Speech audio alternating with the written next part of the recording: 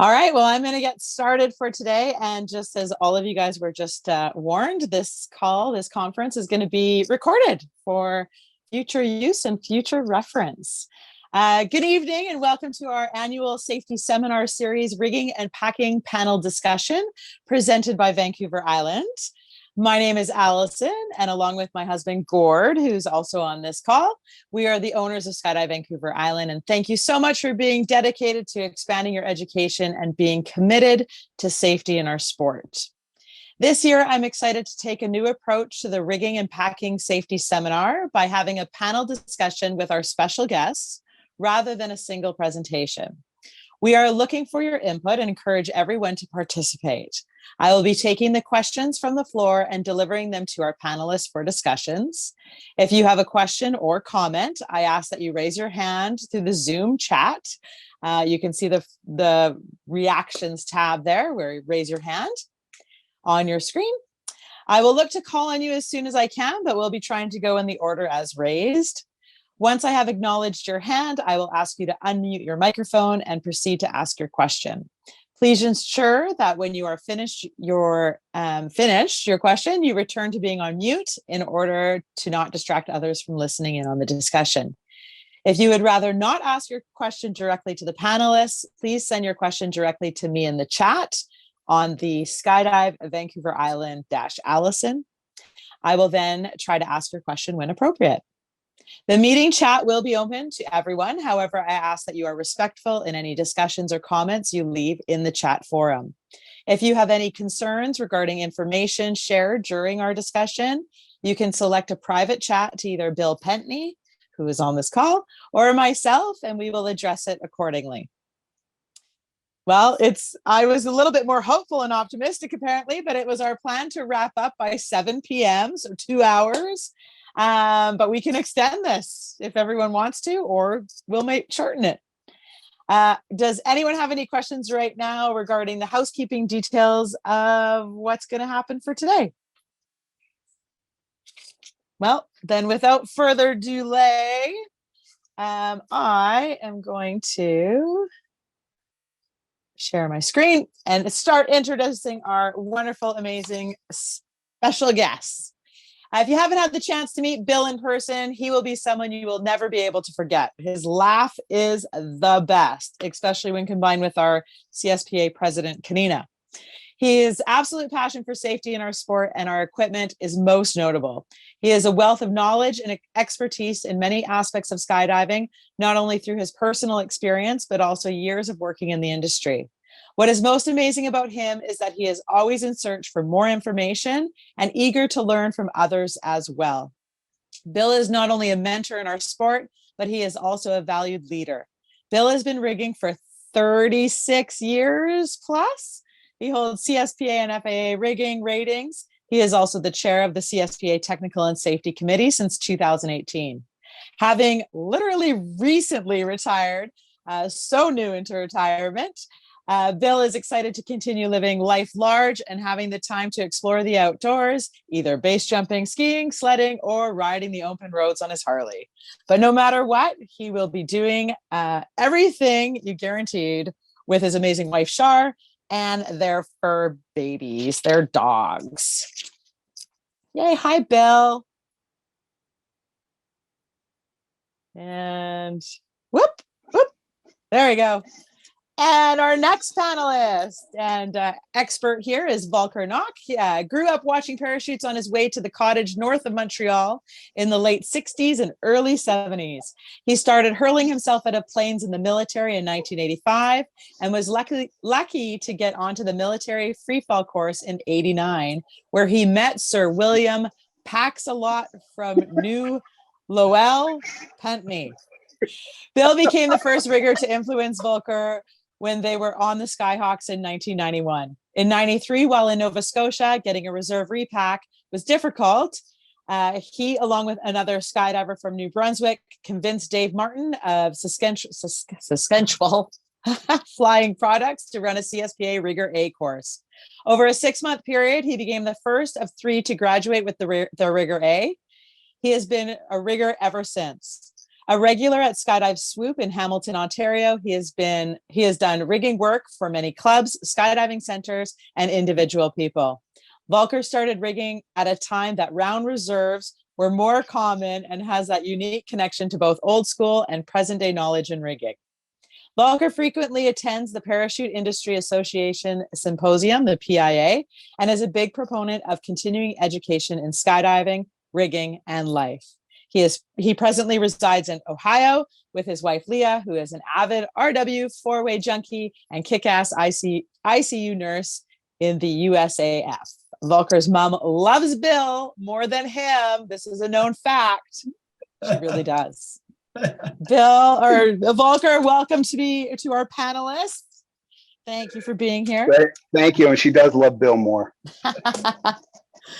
And last but not least, I am excited to also introduce J-Rod.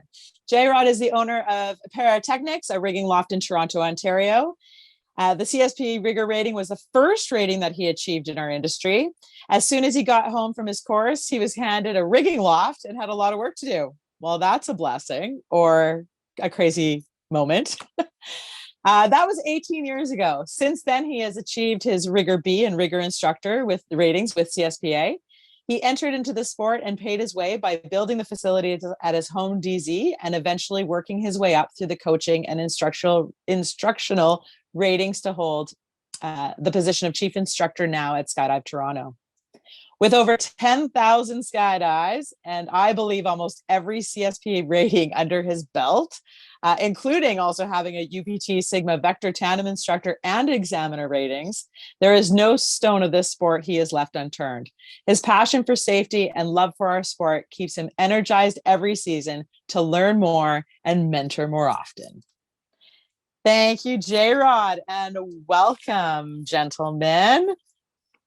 I am really excited. I'm going to stop sharing the screen, but I'm really excited to have you guys here and be able to open up a really cool opportunity to discuss rigging, packing, and everything about our equipment. As I mentioned, we're going to be doing this a little bit different this year. We are actually going to have questions forwarded to our panelists from the floor, and we actually had some questions that were already received that we're going to turn around to answer. So hopefully you guys all remember the instructions, and without further delay, I'm going to get into some of these questions right away. So I'm actually going to go to J-Rod, just because you rig so much all the time. Well, you guys all do, but one of the first questions is, what tools do you use for reserve packing? What are the most beneficial tools that you would recommend people have with them?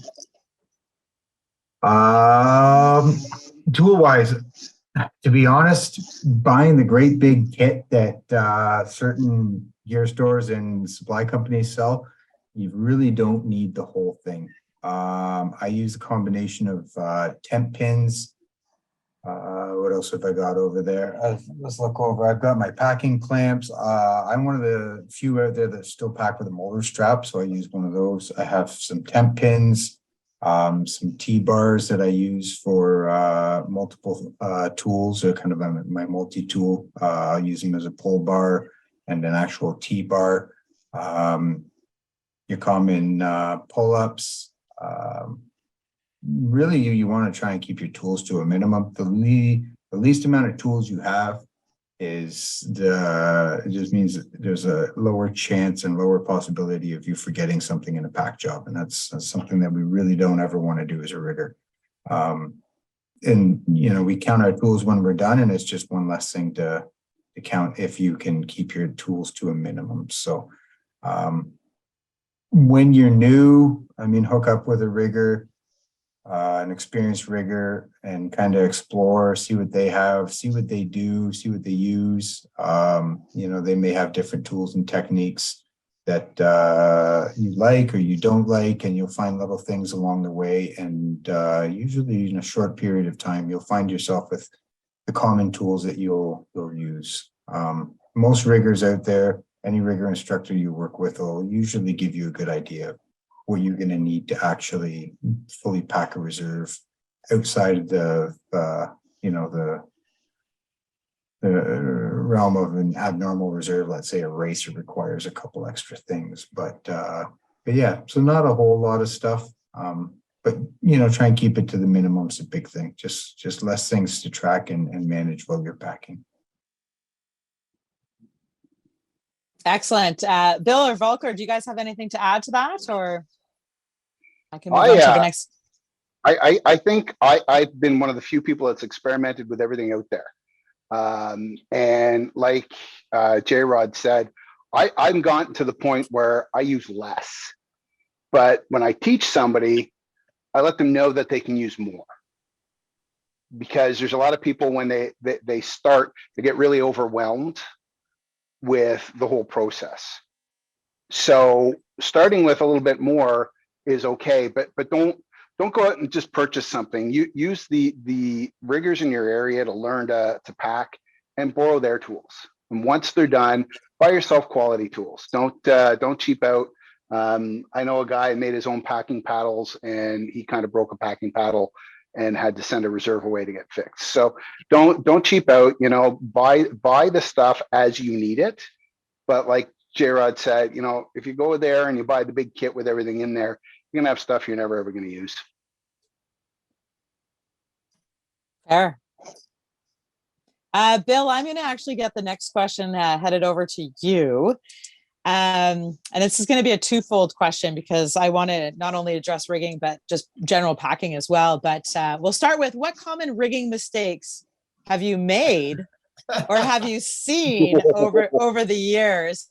And I mean, I say rigging mistakes, but I also kind of want to twofold this because I think it's important as well to recognize common packing errors, just regular everyday for any sport jumper.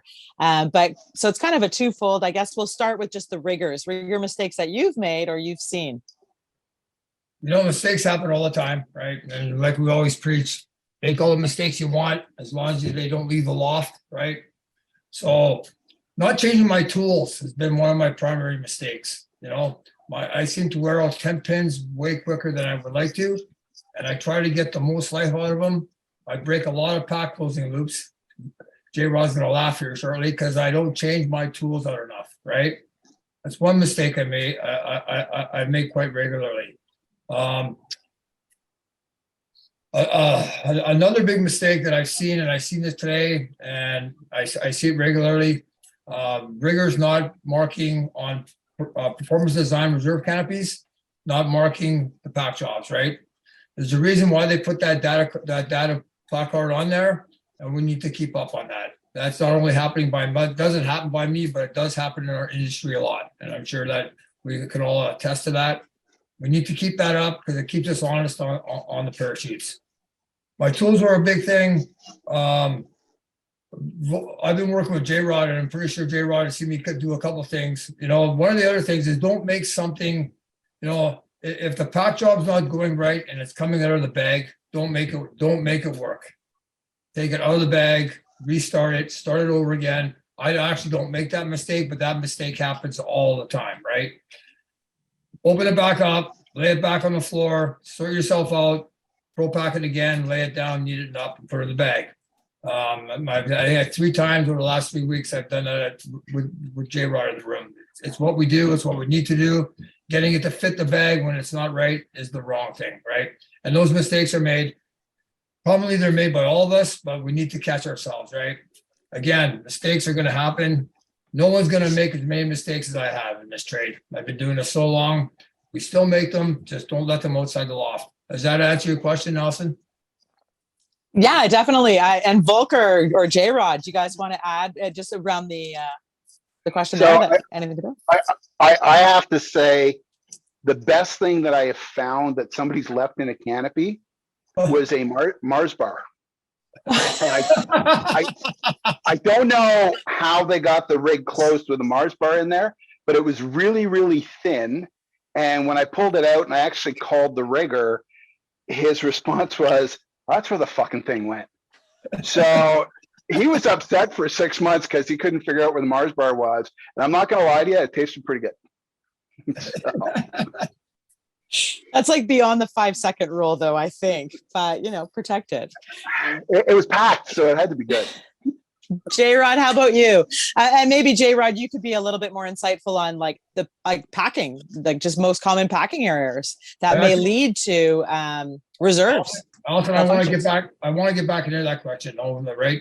Yeah, absolutely. Yeah, we can leave that one. I mean, when it comes to for reserve rigging, as I recently had an experience with last week, and I think Bill laughed at me quite good over this one. When you've got that funny feeling, or like you second guess yourself and you wonder if you did something, go back and check. Even if you got to open a pack job and go back and double check, because we need to know that we're right. We have to do it the right. And if you're thinking you might have missed it, go back and look. It's a few minutes of your day over a whole pile of later down the road problems. So for those riggers out there, if you've got that weird feeling that something was missed, or you didn't do something, or you left something behind, just take those few extra minutes and go back and check. Yeah, that's a huge deal. And I assume on top of that as well is ask questions. Don't hesitate to ask questions. Yeah. Excellent. So Bill, I'll bring it back to the question about packing. So what are the common mistakes you see just in general packing that may potentially lead to malfunction? So not clearing your material out and reconfirming that your D lines and your C lines, your steering lines are left in the middle, right? People might be clearing the canopy, but as they clear the canopy, the lines slide out and they don't put those lines back, right? Those lines, when you lay that canopy on the ground, make sure those lines are in the middle. It doesn't take long to do to count the 10 and the 10 and the 8. Very simple. Don't have to worry about A and B's. They're up. They're not gonna get wrapped around anything. C, D, and steering lines need to be pressed in the middle before you wrap that nose around or that tail around, right? I find now everyone alters packing. If anyone goes back to the packing manual for Performance Designs, the Pro Packing Manual, it states not to do anything with the nose, right? So my opinion is don't mess with the nose. The best canopy builders in the world are telling us not to mess with the nose. Don't mess with the nose. Lay the nose even. Take your tail. You want to control your opening, control it with the tail, not with the nose of the parachute, all right? The last mistake I want to bring up is, as tough it is to do, especially as the canopies get smaller, the bags get smaller, but any D-ring, whether it's got a collapsible pilot chute on it or not, any D-ring in there, in the bottom of the bag, the canopy goes in around that D bag, we're causing damage to the parachutes, right? I saw one the other day. I fixed one over the winter time. We make sure that the ring at the top of the canopy is not wrapped around any canopy in the D bag. Okay. Anyway, Volker, J-Rod, you got more to add? No, actually, you talking about the lines, I think that's the big one. I always say to people that when you taught me to pack, you were always big on maintaining that wind channel and having those C and D lines in there.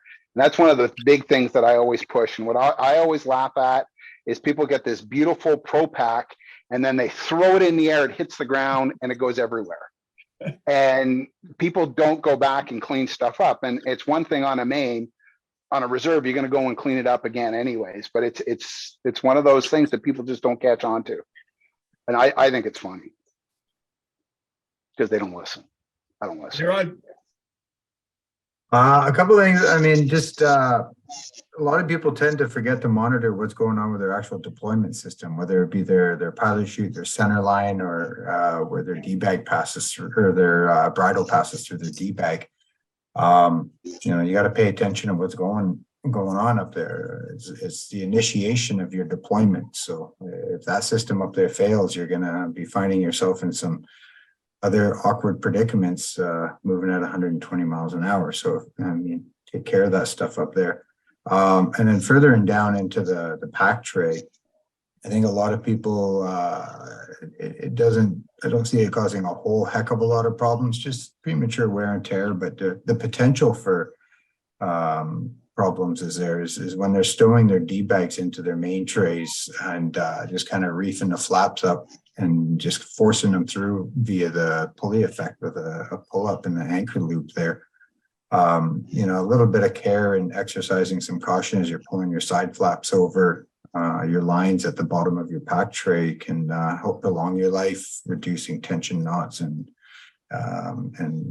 possibly upwards and into bag locks and such from a messy set of lines as you're going through deployment after a rough and tough muscle through pack jobs. So just find some nice techniques to just kind of bring the material over the lines instead of just cramming it into the lines on the pack tray. So. Excellent, thanks. And just so you guys know, my main computer just for some reason logged out, but that's okay. I think you guys can all hear me and it's continuing on, so yay. Awesome, so I guess I'm gonna kind of take it right back to the beginning. Volker, what kind of advice do you have as someone who's been doing this for a really long time? What kind of advice do you have for anyone new into rigging or anyone who's considering getting the rigger rating? Oh, I've had more people want to get into rigging and they watch you do that first demonstration repack. And I always give them something easy to start with. I've had more people quit after one repack than you can shake a stick at.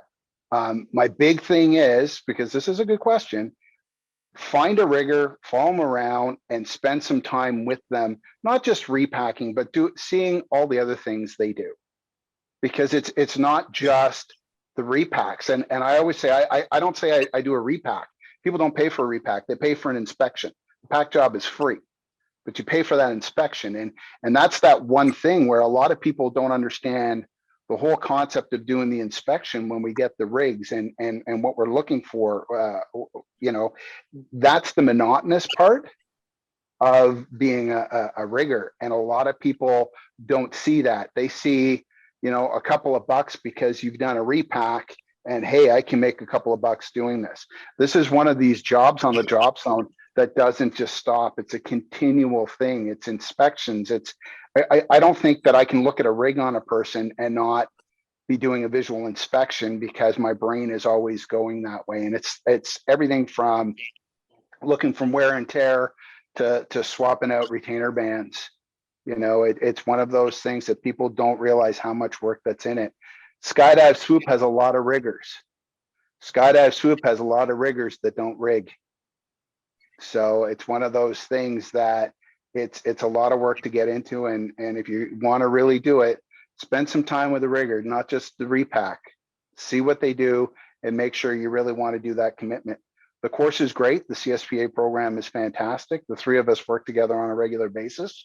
And, it's a great program, but it's a big commitment. That's it for me. Oh, that's excellent feedback. And J-Rod, Bill, thoughts? I would say, and Volker kind of touched on it, stay current. Keep in practice. Keep, don't just do your own gear. Find some other sets of gear. Various different types of gear, explore. They all operate, principally the same way, but how we actually close them and work with the actual reserve pack job and the equipment itself, it's a little different for each one. Stay as current as you can. On top of that, read, stay up to date with the current information. Stay as much as you can on top of service bulletins. They're usually out.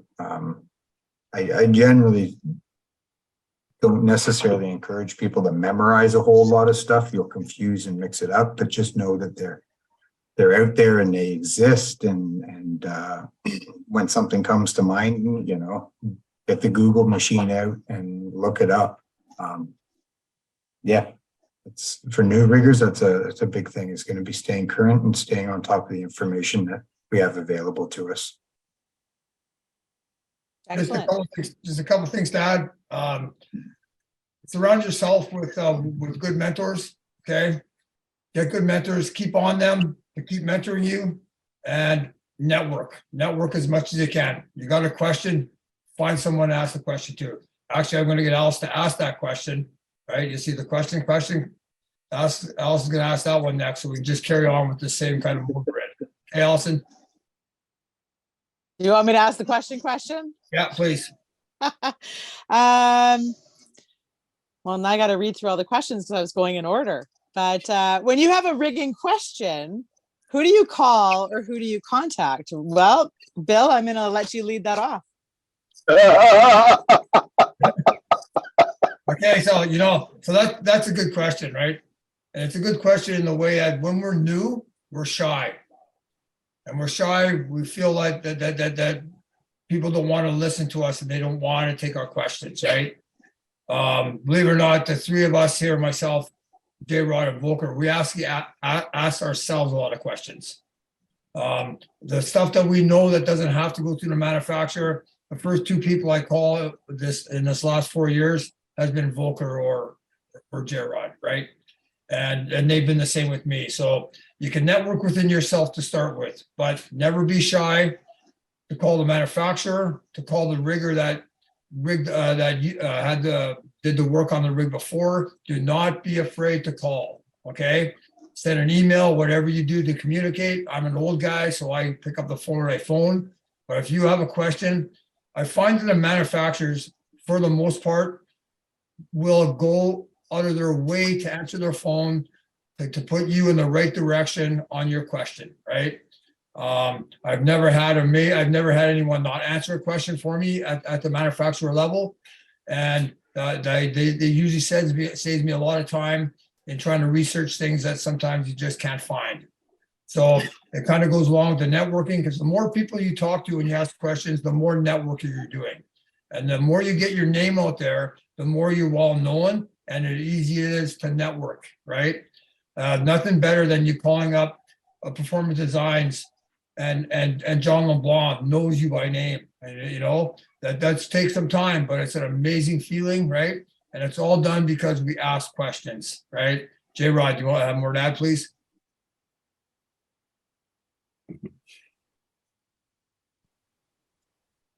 Questions, eh? I mean, I'm not far off of what Bill says there. I still ask questions. In fact, I mean, Bill and I were working together today, and a question came up, and I asked him and he asked me, and we went back and forth until we got an answer. So, I mean, even at an experienced level of rigging, I mean, we're still asking each other questions. So for new riggers out there, yeah, ask us questions. We may not have the answer, but we may know where to go or where to point you in a direction to get the answer. Pretty much any rigger you ask a question is probably going to actually hop on board and join you in the journey and finding the question, because if they don't know, they're going to want to know. Yeah, questions are good. They're hard to ask questions sometimes, and no, you don't need to absolutely know all the answers. Ask. J-Rod just brought up a good point. Let's say you're asked the question and you don't know the answer. You know what? Learn the answer. Tell them you'll get back to them. Okay. Take a couple of hours or a couple of days and say, listen, I'll have that answer for you. It's going to take me a couple of days, and you do his research. Because if you don't know the answer, you need to research it too. So just because you're asked the question, don't stop there. If you do not know the answer, learn the answer, right? And then pass it on to the individual that asked you, right? So asking questions and actually giving answers to questions works both the same, right? It's all about networking, and it's all about understanding the right answers. Excellent. Can I go ahead, Volker. Some of the books are hard to get. Some of the rigging books are hard to get nowadays, like the Pointers 1, Pointers 2. And a lot of times there's answers in those books. But if people look out there, there's so much on the internet. You know, don't be afraid to do the research. Bill asks me a lot of times, and I do the research because I've worked in medicine, and I don't mind cracking the books and running after and looking at the stuff. But looking for that answer is one of those things you have to keep going and going and going. When Strong came up with the TNT, I ended up with a TNT with a master reserve in it, which is the old reserve, which cannot be pro-packed. And to find that little spot on where that instruction was took the better part of 3.5 hours. I talked to 6 master riggers. Half said don't do anything, and the other half said just pro-pack the thing. So, you know, you have to be diligent to go look for it and be willing to stop and find the answers, because sometimes it can make a difference. If you pro-pack a master reserve, it can blow up, and you know what, there can be 2 fatalities there. And that's just one of those things that you can't, like Bill says, you can't have the mistake leave the loft. We're allowed to make mistakes, but not letting them leave the loft. And, you know, research and being willing to phone somebody, go ahead and do it. I don't think I have ever not said to somebody, I will get back to you if I don't know it. And, you know, Bill and J-Rod are there. I phoned them multiple times. So. Excellent. Well, I got a hot question from the floor. So, Bill, it's probably coming to you. What is the CSPA doing to have the rating recognized around the world in light of the recent crackdown by the FAA on enforcement who can pack TSO'd equipment jumped by foreigners in the US? I think we knew this question was coming, but there it is for you. It's in the list too, actually, Allison. Okay. I know. So there's 20 people here. And what I want you to do is when I'm going to tell you the answer, I want everybody to tell everyone they see the answer. All right. So please understand that this is not against the Canadian rigger rating. It's against foreign riggers, right? And the rule has always been in place with the FAA. Okay. This is not new. It's been in there since the 50s when in the 40s when they wrote about parachuting and skydiving. Okay. Nothing has changed. They're just enforcing it. And the reason why they're enforcing it is not against Canada, not against the UK or Australia, right? It's against countries that do not have a formable rigging program. All right. We understand everything so far? So anyway, we became aware of this last June. It was actually enforced in July. Skydive Chicago kind of bent the rules for a couple of events they had. So we, as much as we were taking it seriously, and then Eloy was kind enough to say they were not making any exceptions for the worlds, right? But by this time, we had already made our contacts. We were already in touch with the FAA, in touch with USPA. When you go into someone's country to deal with a government agency, you need the backing of their association, which is USPA. So working in conjunction with USPA, we are in the process of actually round 2 of our proposal, right?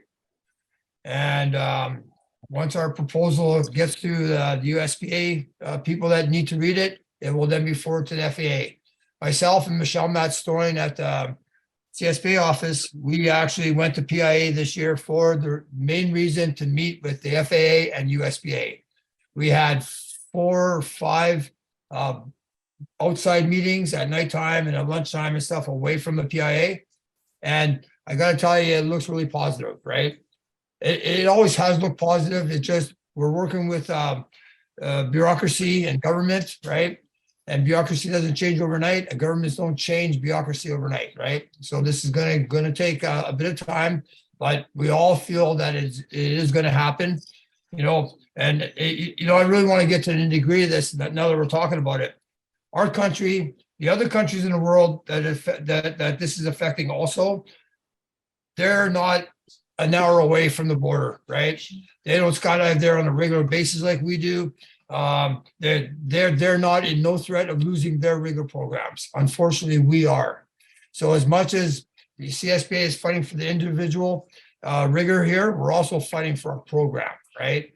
And as the chair of the Technical Safety Committee, it is my mission to get this solved, right? And when people say governments don't change things, that's not true. J-Rod and I were talking today. If you guys don't know this from the old days, TSO gear was never accepted to be able to jump in the US. Okay.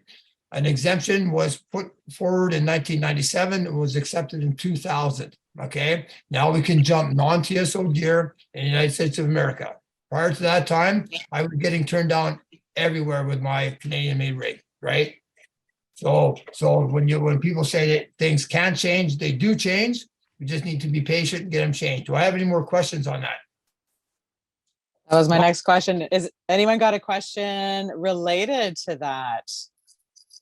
I do not see any hands up. So Now, please, everybody, tell everybody this so everyone understands where we're at. I actually answer this question every day, okay, whether by email or in person. And I love answering it, but get the word out there. We are definitely working on it. The proposals, the second edition is being written as we speak, and we're doing our best, okay? Cool. awesome. Thank you. Thanks, Bill.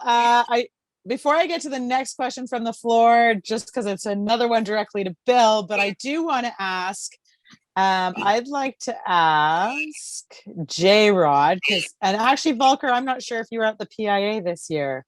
We And I talked apologize. face to We face. did talk. Oh my God. It was a really long week for me. Okay, I was still on the ski hill mentality. So I'll ask, because all three of you guys were there. I was there as well. So what were some of the high points at this year's PIA symposium? I know that I could like speak a whole presentation on this, so I can just imagine for you guys, what were some of the highlights that you took? Well, because I was so mean to Volker, I'll maybe start with Volker on this one. So this is my second time going to Reno. And I really think that they outdid themselves with the venue. I liked the big thing that I got was the whole fireside chat that they added in. So at PIA, there's a bunch of lectures, and it's on everything from rigging to government to skydiving. But this year they added this one room with nice comfy couches, and they ran panels in there, and it was one of the most innovative things that they've done. And I really, really enjoyed sitting through that. And you know, that for me was a big change. And I like that. Adam Schmucker, who is the president at SSK, I live down the road from him. He and I have talked about this at length since we've come back. And I really hope that that's something that stays, because I really believe that PIA should be for all skydivers. It might be the rigging symposium and the government symposium, but the fireside chat to me opens it up for skydivers. And I really hope that they continue that, because I just think that that was a brilliant idea. Yeah, I would definitely agree on that. I went to a couple of them. J-Rod, what about you as far as the highlights of the symposium or new things you learned out of the symposium this year? That was my first time at the symposium. Here. I learned, thanks. I learned a whole lot of stuff. I was more blown away by the fact that it didn't matter what room you went to, whether it was government, fireside, skydiving, rigging, or technical, there was something to learn. And I think a lot of the presenters really did a fantastic job of gearing their presentations towards being able to entertain absolutely everybody in the crowd, whether you were, a 10 jump fun jumper, or hundreds of years in the sport, and you were born when skydiving was born, kind of thing. There's something there for everybody. I mean, I remember looking around in just different seminars, and you'd see Bill Coe sitting over on one side, and John LeBlanc would be sitting on the other side of another seminar, and it was just nice to see that the people who are very high up in our industry are attending the same information packets as you are, and it's just kind of a neat and humbling experience to see. Definitely, if you have the chance, go learn something. You will. Your mind will be. It's a tiring week. It's not easy. You'll see when you go. Absolutely. And just for those of you who might not know what the PIA is, every 2 years, it's like a big skydiving conference symposium. The next year is actually going to be in Florida, which ends up being quite larger than the one that happens kind of Central or West Coast, because that's where a whole bunch of the manufacturers are. So if you're a rigger and you're interested in whatever the manufacturing, I'm not a rigger, so manufacturing side, there's lots there, but they've really put attention to skydivers as well. And yeah, just fascinating. Bill, do you have anything to add as far as your experience other than the awesome ski weekend with myself? What were your highlights from the PIA? Well, thanks, Allison. Yeah, if you didn't get this sidebar, we met Char, myself, and Allison and Michelle Matstoin met for 3 days of skiing prior, and it was the most snow Lake Tahoe has had ever. Right, so we gotta say that part was pretty hard to beat that. But anyway, on the symposium note, so for me, one of the most important things for me is networking, right? And not only networking new, but networking old, right? So I've been lucky enough to work at a couple of large manufacturers, and I was able to see old friends and revisit old mentors of mine, which for me is very important. People say that there was more towards the skydiver than normal, but I've been to quite a few of these, and really, there's always a skydiver part, a rigging part, a technical part, and a drop zone part. That hasn't changed. I thought it was just about pretty even. The other highlight for me was actually the sidebar meetings that I had, right? The FAA were very important for us and for myself and CSPA. I also meet regularly with 5 safety officers from around the world because we have Zoom and Teams meetings now. And it was the first time we actually all got to meet together. And that was very, very important to me. But the rest of it, the conference was good. There was a lot going on. Obviously, as Allison said, Daytona is going to be larger because all the manufacturers are 30 minutes down the road into land, or most of them, right? So it tends to be a little bit larger. It's always a lot warmer. Okay. And if you ever get an opportunity to go, don't miss out, right? Okay, thank you. No worries. And Bill, just to get into that, you were mentioning how you meet, and just because of the panels, the people audience that we have right now, what are the benefits, would you say, for yourself, meeting with other technical and safety people from around the world? And how does it benefit our rigging program here in Canada? Well, you know, that's a good question, but you know, things happen in trends to start with, right? And what we find out what's happening in our country or in North America, because really what happens here is happening in the US and vice versa. So, but we find these trends are also happening in Australia and New Zealand, and they're happening in the UK, they're happening in Belgium, right? They're not just trends that we see here, whether they're good trends or bad trends. The trends seem to happen in all parts of the world, right? And of course, I'm talking with countries that have horrible programs like we do, all have associations and have, you know, owner-operator drop zones, plus they have clubs like we do, right, here in Canada. So that all is very important. So we learn from that. One of the things that I actually advantage from what that they don't is all those positions that I deal with are all paid positions. So these people work at this 40 hours a week, right? It's their main job. So I actually learn from them because I do spend a lot of time with CSPA, but obviously not 40 hours of work a week like they do. So I'm a big sponge. I don't really talk a lot at these meetings unless they ask me numbers and stuff that I'm familiar with Canada. I just listen and I soak it all in, which makes our association better. You know, I can take ideas and pass it on to the board of directors and things that we would never think of, right? Or just don't do because we're not as big as the other countries association-wise, right?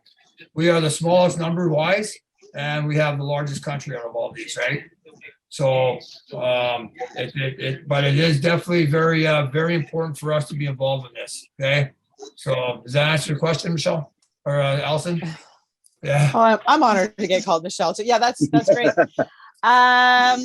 Before I move into another question for Bill, I am going to ask this one to J-Rod. If I only had room for one industrial sewing machine, what type and what make would you recommend? The most common machine that you're going to want to get is something, heavy duty industrial, a straight stitch will suffice for the first machine. I used to suggest to people the 20U style of machine. Some of them are pretty good. I think if you get some of the older ones, they're not bad. I'm not the hugest fan of them myself. I've tried a couple of them, and I've just struggled and fought with them every time. They're a nice medium, like a industrial medium duty machine. 20, you know what? I'll still maintain a 20U is a decent. If you're only going to get one machine, a 20U is a decent use machine. It gives you the ability to do a straight stitch, and it also gives you the ability to do a zigzag. For a second machine, if you were going to invest in a second machine, definitely get a dedicated straight stitch machine. There's a noticeable but slight difference in the behavior of the machine over a straight stitch over a multi-purpose machine. But yeah, I think for a beginning rigger, a 20U would be sufficient. And Singer makes them. It was the original version, and they've been copied by almost every company out there now, I think. So has some kind of clone of the 20U. So excellent. Bill's raising his hand. You can just like add to the conversation there, Bill. Okay, well, the question I have is, maybe we should explain what some of these sewing machines do, right? Maybe we got ahead with that. So let's go back. So the number one machine used in most lofts is actually a walking foot medium duty sewing machine, right? But medium duty sewing machines do not work on material patching, right? You can't patch canopies with a walking foot machine. Then a zigzag. A zigzag is a separate stitch. A straight stitch is this. So you have one machine to do your canopy patches. You have another machine to put Velcro and stuff on webbing, right? And sew webbing back together. And then you've got a third machine to zigzag. So you can do lines with it and all the zigzag stitches you need. So my recommendation, now that you understand a little more about what machines do, my recommendation would be get an industrial style, not a 20U, but an industrial style Juki or FAF, or some of the Chinese models that are coming out. They're actually very cheap, but very durable. And you can get a zigzag stitch, a non-walking foot machine, right? But your zigzag stitch will also do a straight sew. So you're going to have the durability of doing a zigzag stitch plus the flexibility to do a canopy repair here, right? On my courses, when I teach here, that's one of my canopy machines I use is actually my zigzag machine. So that would be my recommendation, right? If you have to only could get one machine into your loft, get a fully industrial machine, but get a zigzag, learn how to adjust it to do single and zigzag, and you save yourself a lot of time, right? And money. And you only have so much room, right? My loft is pretty much full blown. J Rod's is full blown. He's got everything from the harness machine down to the bar tack machine. The bar tack actually hooped me today, but he's got a bar tack machine. So these things you don't need, right? Bar tacks on lines look real fancy and real super. But if you had a zigzag machine, you can make that zigzag, the zigzag stitch look as good as a bar tack on your line changes with really no effort at all, right? So that would be my recommendation. Volker, you got something to add? It's kind of funny because Derek Thomas was asked this question at BIA. And Derek Thomas's answer was, go buy a high-end bar tacker. And everybody looked at him and he said, why? He goes, you charge $170 to do a line set. The thing costs you $3,000. You do 20 line sets and now you're making free money. But he's looking at it as a guy that does a lot of line sets, right? The amount of line sets I think that, we three do is, well, probably, I know J-Rod does a lot more than I do, but I agree with the zigzag. And if I get the choice between 20U and your Juki, I would steal your Juki any day. It's just too heavy for me to actually lift and get out of the house by myself. So, but a good zigzag, I firmly believe if you're going to have one, get a good industrial zigzag, and avoid.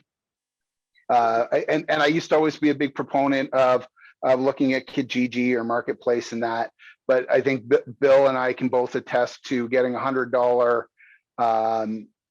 machine off of Kijiji. As much as it might look like a good machine, over time it becomes nothing but a pain in the butt. You know, and you know, Bill and I did that. We went and picked up $100 machine, and it looked good at the time, but it's not a great machine. You know, spend the dollars, don't be cheap. Get something that's working. Take your time when you're looking at it, and if you have questions, phone somebody that knows about sewing machines. And the person I phone about sewing machines is always Bill, because he's the dude.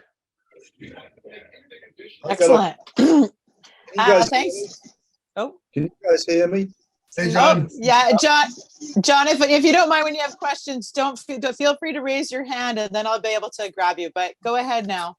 Yeah, sorry, I don't know how to raise my hand online, so I raised my hand. No, on the subject of machines, and I'm not sure where I got this from. If you're going to buy one machine, the other option is a twin needle, because you can't do a zigzag with it, but if you take one needle out, or, you know, so you're not binding, you've got a single machine that you can patch with, you can sew heavy duty stuff with. So that's another option. The other thing is about doing line sets. Yeah, zigzag's nice, a bar tack's nice, but you can do line sets with a straight stitch too. So twin needle's another option. Take one needle out, you got a single stitch. Anyway, thank you. Thanks, guys. Nice to see you and Barb on here. Yeah, so what's interesting to me is there's, you know, obviously lots of opinions here too, and I think what's important is everyone kind of address their own personal needs and then reach out to somebody to kind of say, hey, this is what my loft looks like, or this is the area that I'm going to be rigging in, and this is the most common things that I'm going to be doing. I'm not a rigger, so I'm assuming that those are the questions that would help address which one is best for you and what you're doing as a rigger most commonly. Would that be a good summary of that? Excellent. So I'm going to go, I've got a question from the floor that I'm going to go to in a moment, but right after this question. And this is one, yeah, kind of an interesting one. As someone, as a sport jumper, we're out there, there's obviously lots of different options for riggers. What do you guys suggest in looking, when someone's looking for a rigger, what do you suggest is their best reference? What should they be looking for?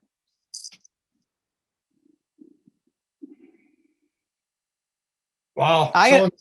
No one's jumping at this, so I'm going to answer it. Okay.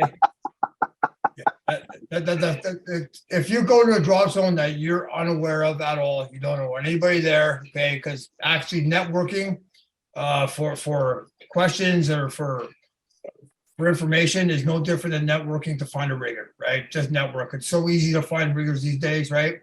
And believe it or not, we live on our morals, okay? You make one mistake, you get away with it. You make two mistakes real bad, your name goes down a bad path, right? So everybody knows everybody in our industry. I know everybody here that is skydive for, you know, for some length of time. They all know me. But if you don't have the, you know, a way to find out, or you want someone that can give you a respectful answer, drop zones always use respectable riggers, right? So you ask the drop zone owner, you ask the AFF people and the Tannin people and the drop zone who they use, right? And then at the end of the day, it's your choice. You take the rig to who you want to, but you're going to get honest, okay, correct feedback from people that have been in the sport a long time, right? Don't be shy to ask. A lot of times people have called me up or sent me an email, Bill, I'm in British Columbia. Who do you know? Where can I get my rig pack? Actually, John, didn't you and I just do this recently? You know, and actually I set John up with someone that he hadn't seen in 30 years, right? So it was kind of an old home week, right? Never mind just getting a reserve repack. But networking is the way to go for this, okay? More to add to that, gentlemen? I think you covered it. Okay, cool. I Excellent. agree. So I'm going to go into the next question from the floor. And again, just a reminder, anyone who has questions from the floor, and don't be shy, this is what it's for. In your Zoom, right on your front page there's a little tab at the bottom. It says reactions. And you can actually hit a tab where it says raise your hand. So you can see, yay, just raised a hand over there, and then you can lower it. Or you can just directly type me a question to the Skydive Vancouver Island where it says Allison. Feel free, because that's what this is all about. So question, Bill, I have a feeling this is going to be another one directly to you. Does the CSPA have a plan to publish a database of seal symbol certificate numbers in order for riggers to identify who packed the rig previously? So right now, the only people that get that information are the people that have the rating. So I can check on if I need to check what my license number is, I can go into my profile and I can get that. There hasn't been any discussion. I mean, it's something I can bring up so what would actually happen in this case? This would go to the Federal Safety Committee. We would address it, and if we decide to go that way, we would then take it to the board of directors at CSPA, and it would go from there, right? It's definitely something we will look into. I do have a question. Is that an Allison question, or is that actually a question from the floor? No, it's a question from the floor. Okay. So I know you can do it in the FAA right now. I understand that is possible, right?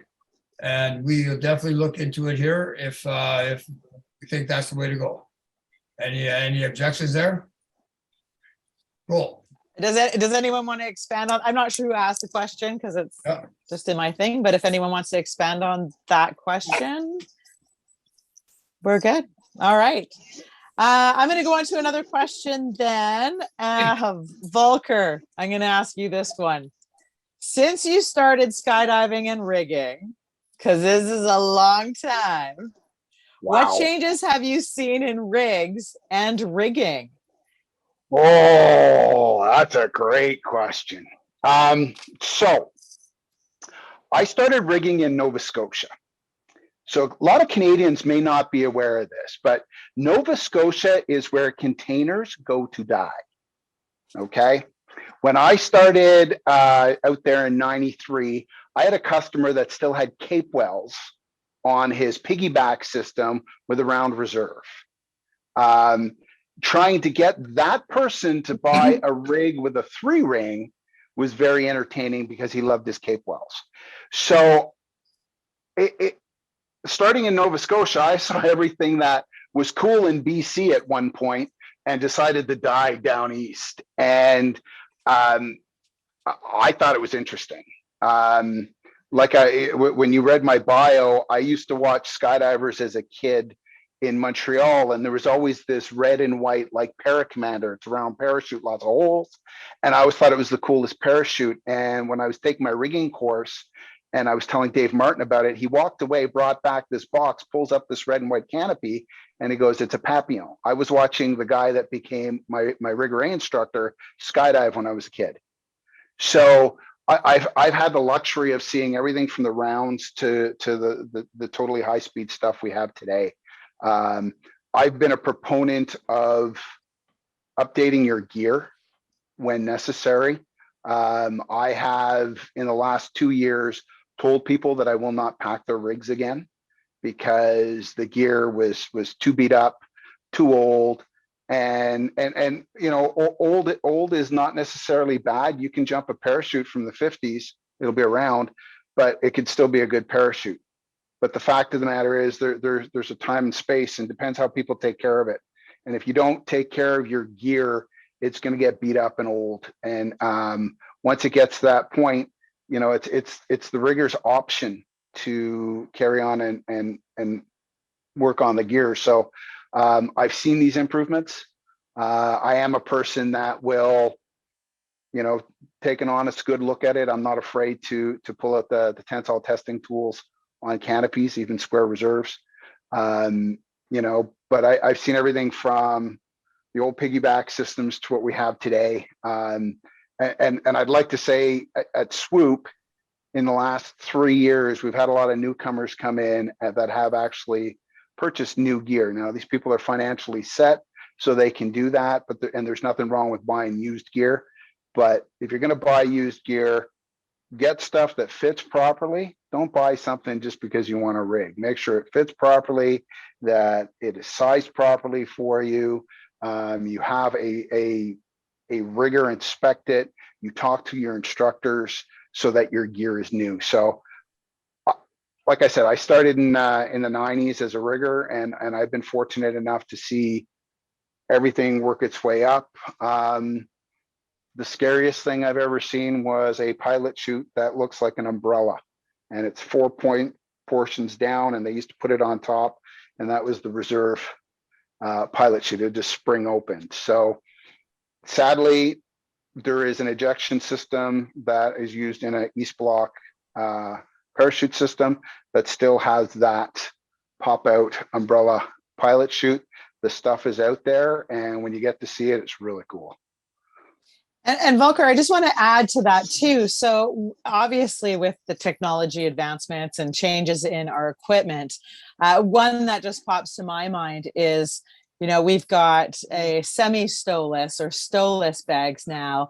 And so for you as riggers or to educate packers, you know, there's a lot of things that go into this. So I recognize you guys have resources to stay on top of all of that. But where would you see some of the advantages? For example, something like the semi-stowless or stowless. So here's a good thing. When the semi-stowless bags first showed up, I was still up in Ontario, and this guy shows and he goes, "I got a semi-stowless bag. I'll show you how to pack it." And I'm like, "I've been packing semi-stowless main bags for years." The guy that taught me, Dave Martin, his container, the Fusion, he had a semi-stowless bag in there back in the 80s.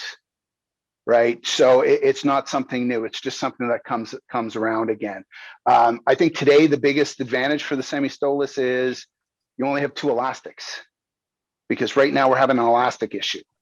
And I don't know how many people are aware of that. Keener, the company down here in Ohio that used to make the elastics that we all use that wouldn't break very, very quickly, they had a steam curing process. They went out of business over during the pandemic. So the only company left here in the United States that makes skydiving elastics is using a salt curing process, which the elastics don't stop curing. So in about a 1-year time span, the elastics will get hard and break. So we're seeing a lot of people that are having frequent breakage with the elastics. So right now with the semi-stowless, you're only using 2 elastics on the bag. It's one of these things, you need to be aware of it. You need to pay attention. I never tell somebody to buy one or the other. I will tell you, you know, you need to educate yourself and find the information that you want for that. I still use elastics, but here in Skydive Cincinnati, I would say half of the skydivers are all using semi-stowless bags. And it's got nothing to do with elastics. It's just they think it's quicker. So it's one of those things. It's just technology moving forward. And Bill Booth did a presentation at PIA, and it was essentially nothing. What's old is new again. And his presentation was showing us things from skydiving from 50 years ago, from parachutes, that are relevant today. It's just we forgot about it. I say everything comes in a circle, and until the circle's finished, we don't start going around the circle again. So, you know, what's new and fancy today, maybe 30 years ago, it was new and fancy too, just in a different setup. And skydiving history is kind of cool. Absolutely. Bill, you're on mute, but you, if you want to unmute yourself, you had something to add. And then I do have like several questions from the floor coming up. So if you want to add to that though, Bill? Well, yeah, the one thing I want to add on, what I'm discovering though, elastics, the new elastics are actually melting to the grommets. All right, I saw four mains, and I actually asked all the jumpers, did you guys actually skydive last summer? They all were active skydivers, okay? Their rigs have sat for 4 or 5 months. And last I had to actually take a fine emery cloth and remove the elastic from the grommets, okay? So these elastics are just not the same quality that we're used to. Okay, the bag that I fell in love with at PIA. So I'm not a new guy, but I have not seen it all. I saw actually a Stolus bag that I thought was brilliant. I have one on order. Okay, and it's actually there's no elastics at all in it. The way the flap closes is brilliant. Australia and New Zealand have been using it for years. You can Google it. You can learn about it. For me, it's the bag. It's the bag we all need to go to. Anyway, sorry, Alison. No, that's good. So J-Rod, I'm going to pose a question on you here. It might be a two-parter. I'm not sure yet, but any comments or opinions on buying a used rig based on the container sizing, reserve and main trays, and then getting the rig resized to fit the jumper? And yeah, that's that question. So there you go. I'm going to let you start. And I do have some questions from the floor, so this is good.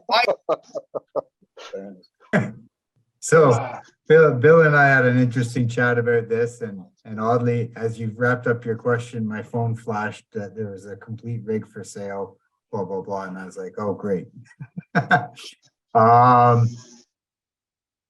Resizing, going through the trouble of resizing a container harness just because it fits the parachutes you want to put in it, I think is a little bit much, honestly.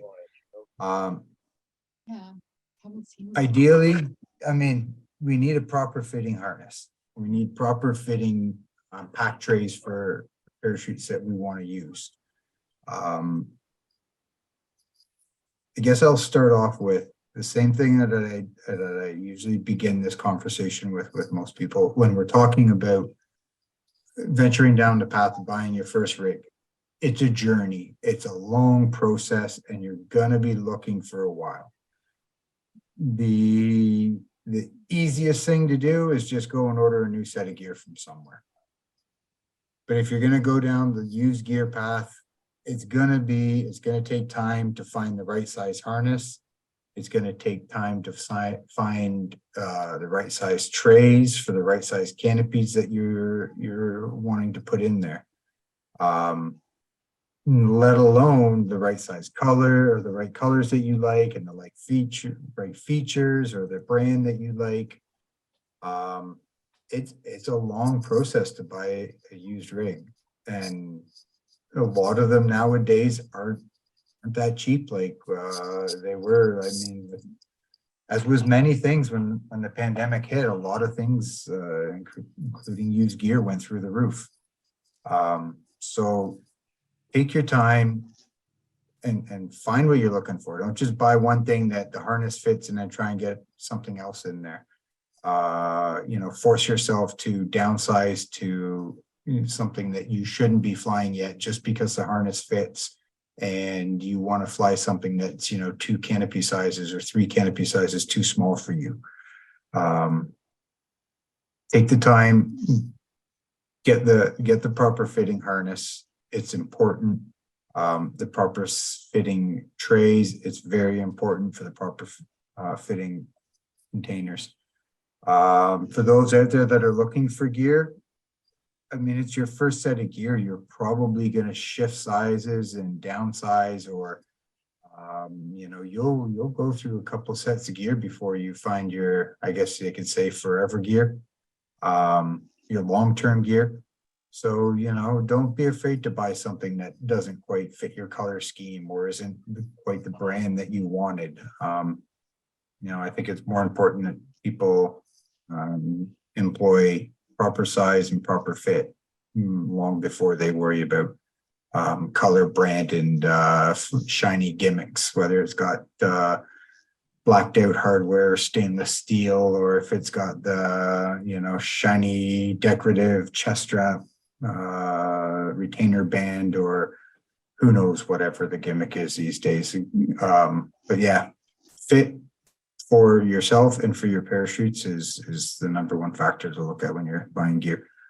Final thing is, if you're unsure, reach out to your rigger. Whether you have your own rigger that you've linked up with or communicated with, reach out to them. If not, reach out to your drop zones rigger if you're quite new at skydiving, or even if you're an instructor and you're giving somebody else advice. A novice who's looking for their first piece of gear, tell them to reach out to the local rigger or the rigger that you yourself use as an instructor. Riggers they're a wealth of knowledge when it comes to getting into gear, and they'll help you, navigate that troublesome. Is this going to fit? Is that going to fit? Yeah. Excellent. Thanks, J-Rod. Bill, you're on mute, bud. Bill, you're muted. You need to unmute yourself.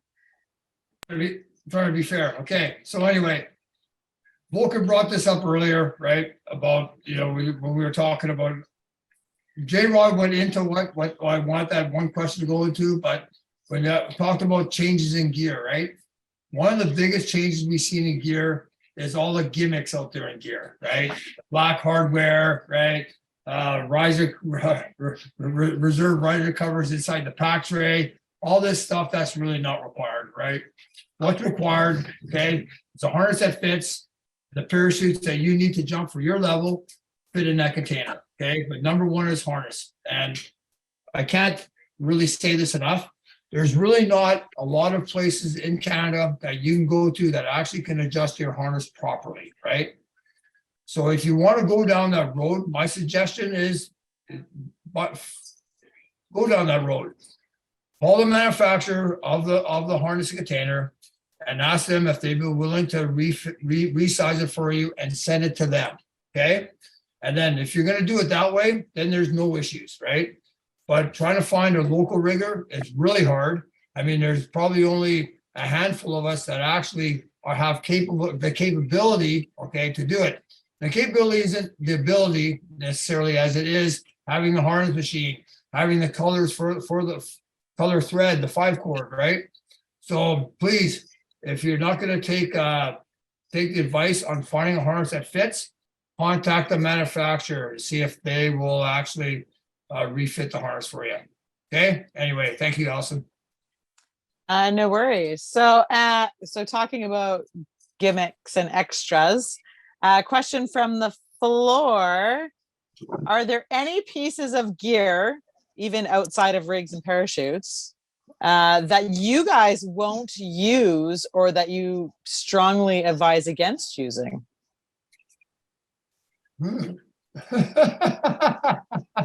Oh, but man, that's guys. Loaded. Oh, that to me is a question that may have an opinion on it that I really. What my opinion is on some stuff isn't necessarily what other people should be listening to. I am not a fan of wings containers, and everybody in Southwestern Ontario knows this. But I had a girl call me and she wanted to buy a wings container because Wings has her question was, I want a company that has great customer support, and some of the best customer support I've ever gotten in the industry is from the people of Wings. And when I told her that, she's like, really? And I'm like, listen, if that's what you're looking for, buy a Wings. They've gotten better since they came out in 2000, and they improve every year, and they're a great entry level rig that's quite affordable. And I'm just not a personal fan of them. I'm not going to buy one for myself, but I will not stop a skydiver from purchasing something like that, So I think this is a loaded kind of question because it kind of looks for an opinion on something that, may not be something for us, but that doesn't mean that it's not something for somebody else. There's so much stuff out there to use that, it's trial and error for a lot of stuff. And, if you get an opportunity for any piece of equipment, regardless of what it is, if you can try something before you buy it, I highly encourage that. I'm not jumping right now. I have a guy in Ontario flying my stiletto. Bill has one of my other stilettos. My arm's messed up until my doctor says it's okay. I got 2 friends jumping my mains. I don't care. This one guy, he's going to downsize. he's got a 170 he's gonna blow through at the front end of the season, and he can get something that might be a forever canopy for him. So I think that this is a very opinionated question, and it's a good question.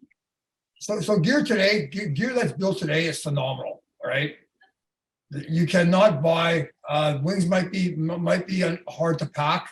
It's good gear. There is not a set of gear out there, or a canopy, or a helmet, or jumpsuits that aren't manufactured well. Right, altimeters are phenomenal. I mean, when we go down and you want to list all the gear, I really have to promote all of it, because they just don't make bad gear. The unfortunate part for me, and this is of course, like Volker said, opinionated, is to sell gear now, you have to add gimmicks to it, right? And that's the part that gets me, because for me, the most safest gear is the simplest gear, right? The simplest gear that does the job that you need it to do, right? We talk about buying used gear. We'll go back to that conversation again, right? Don't be buying, if you're going to be a head down skydiver, don't buy a set of gear that's not head down friendly, right? But if you buy a new set of gear today, it's all head down friendly, because that's how it's built, right? But the gear today, they sell it on extras, right? And the extras aren't always required. So don't go down that road. Go down a road that you find is best suited for yourself. I guarantee if you become a rigger, you won't buy wings, right? But besides that, it's well made, and it's safe, and it's a great rig, right? But today's skydiving equipment it's awesome. I can't talk highly enough of how well gear is made today.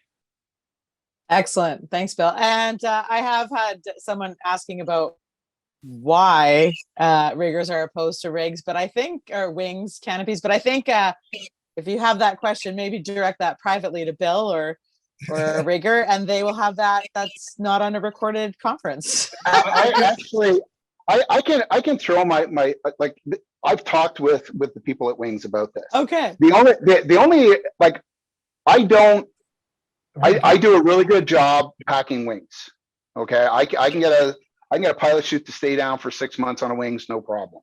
But I've worked a lot of wings, and like Bill says, it's a really well built. Everything's well built. The pilot chute sits on a very thin opening. It's a 1 inch piece of webbing that's there, type 4 webbing, and the pilot chute is 2 3/4 inches wide that you're trying to get into 1 inch space, and that's the problem. And I also find that their closing flaps are a little tight. But the thing is, if you pack them as per their latest videos, you can really pack them up quite nicely. But you got to be slow, and the smaller the reserve, the harder the pack job, especially on a wings. You know, if you're getting a 113 reserve on a wings, the pack job is going to be a lot of work for the rigger. They may not like you very much, you know, but the fact of the matter is, the club, Skydive Spook, we have wings containers as student rigs. I close those things every time, no issues. Pilot chute stays down because we have bigger reserves, right? Just shop for, like what Bill says, shop for what you need, you know, and if you're going to spend the money, spend the money. Excellent. Well, thanks for adding to that, Volker. So I do have a question from the floor. This individual is told that Round Canopy Parachute Team is looking at starting to host round canopy events in Canada. What are your thoughts on this in terms of jumpers using round SL gear with chest mount reserves? How many riggers typically see round canopies on a yearly basis? And on top of that, will the CSPA create a category for a round main packing endorsement if this becomes a regular activity in Canada? Bill, are you aware of this? Well, the U.S. Because this is Mario and Mike Denny are on the demo team, right? So we don't have any stipulations, right?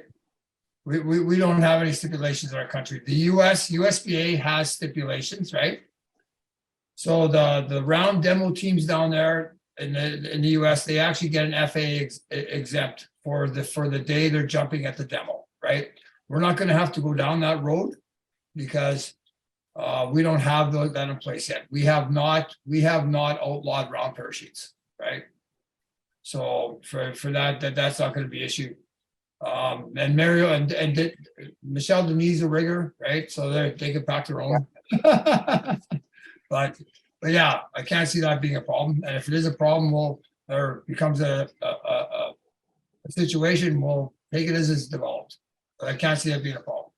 If everybody wants to know, Bill can really pack around really fast.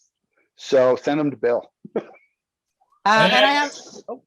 There's a lot of us. There's a lot of us that pack a lot of pilots' rigs, right? And we still pack a lot of rounds. I mean, I pack a lot. J-Rod packs a lot. Volker packs more than all of us, right? We're actually, if you don't know this, we created another rigger rating. It's called the aviation rigger rating, and it's for people in the glider world and the aerobatic aircraft world and smoke jumpers. So it allows them to maintain their own rigs, right? So yeah, we have not at all gotten away from the round. Okay, sorry, Allison. No worries. I wonder if Gord had his hand up, but then he put it down. But it was probably because he was going to talk about pilot. Go ahead, Gord. Go ahead. No, Gord. it was that Bill finished it because I said we have a round one that we're doing. That I know they were doing some stuff in Campbell River with the smoke jumpers and stuff like that. So you answered that. So thank you, Bill. Cool. Excellent. So just on to my next question, and this is again this kind of goes to how we've advanced in skydiving. What would you say is the best piece of technology that has been added to safety when it comes to reserve parachutes and also where it comes to main parachutes? J-Rod, do you want to start us off with that one? I mean, I think the reserve one, how far back are we talking here? Somebody interrupted me at the very beginning of your spiel.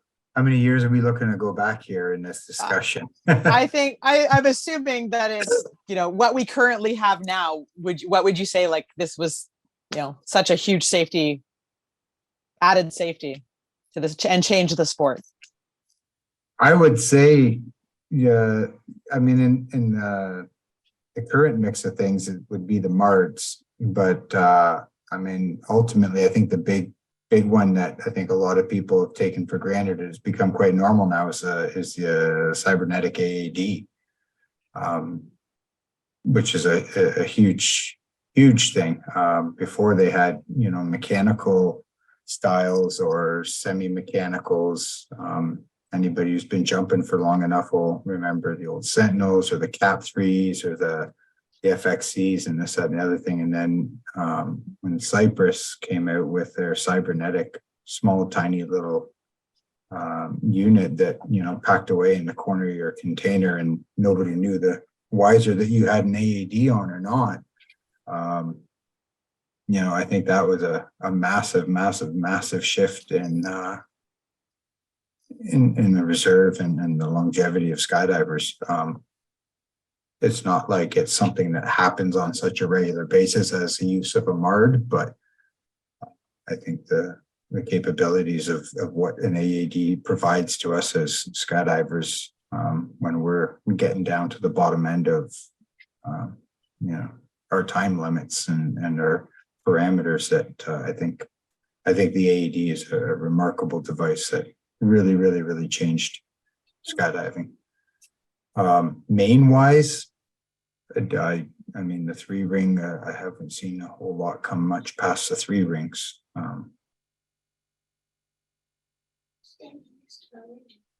Yeah, awesome.